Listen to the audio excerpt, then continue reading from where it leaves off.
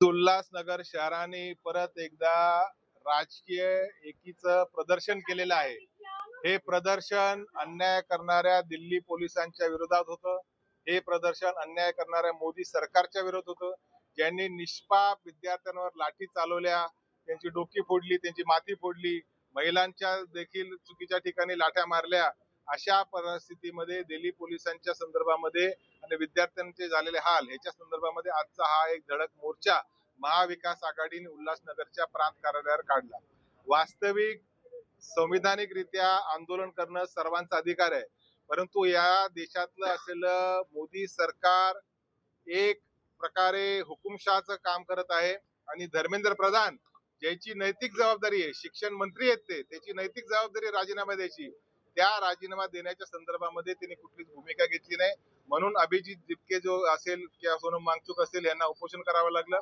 26 दिवसानंतर सोनम वांगचुक यांनी त्यांचं काल रात्री उपोषण सोडलं अशी आम्ही माहिती इंटरनेटवर मिळत आहे. परंतु हजारो विद्यार्थी कुठल्याही राजकीय बॅनरच्या खाली न येता स्वतंत्रपणे दिल्लीच्या जंतर मंतर मध्ये जमले आणि त्यांनी एक क्रांती करून दाखवली. शेवटी पोलीस देखील आहेत, आमचे बांधवच आहेत, त्यांचीही मुलं ह्या नीट परीक्षेच्या पेपर फुटीमुळे किंवा भ्रष्ट व्यवस्थेमुळे बाधित होत आहेत. पोलिसांनाही आम्हाला विनंती करायची आहे की ज्या ज्या ठिकाणी आंदोलन होत असेल त्याला सहकार्य करा. हे तुमच्या तुमच्या विद्यार्थ्यांसाठी, तुमच्या मुलांसाठी देखील आहे आणि ही आंदोलन हे देशाच्या सरकारला जागृत करण्यासाठी आहे. ज्या प्रकारे देशाचे विरोधी पक्षनेते राहुल गांधी यांनी प्रधानमंत्र्यांच्या निवासाच्या बाहेर आंदोलन केलं, त्यांना अक्षरशः फरफटत ओढून घेऊन गेले पोलीस. आपण सरांनी टीव्हीवर पाहिलं असेल.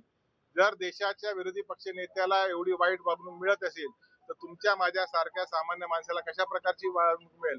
काल मुंबईमध्ये आपण एक व्हिडिओ पाहिला, एक पोलीस सब इन्स्पेक्टर होता का माहित नाही, विद्यार्थ्यांना धमकी देत होता की आंदोलन जर तुम्ही केलं तर तुमच्या खिशामध्ये पावडर टाकू. काय टाकू? पावडर टाकून तुमचं कायमचं आयुष्य बाद करू. हे देवेंद्र फडणवीसचं सरकार आहे, हे देवेंद्र फडणवीसच्या पोलीस दलातले लोक आहेत.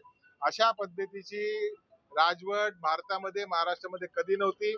फुले शाहू आंबेडकरला मारणारा आमचा महाराष्ट्र आहे, देशाला दिशा देणारा आमचा महाराष्ट्र आहे आणि अशा प्रकारचं जर महाराष्ट्रामध्ये होत असेल तर त्याचा तीव्र निषेध करण्यासाठी काँग्रेस पार्टी, राष्ट्रवादी शरदचंद्र पवार पक्ष, शिवसेना आणि मनसे, शिवसेना उद्धव बाळासाहेब ठाकरे आणि मनसे हे सर्व पदाधिकारी आम्ही या ठिकाणी जमलेलो.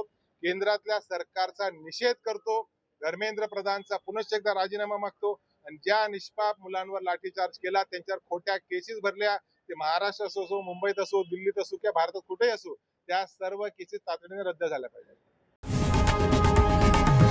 लोकशाही मराठी ऐका, पहा, जागरूक रहा.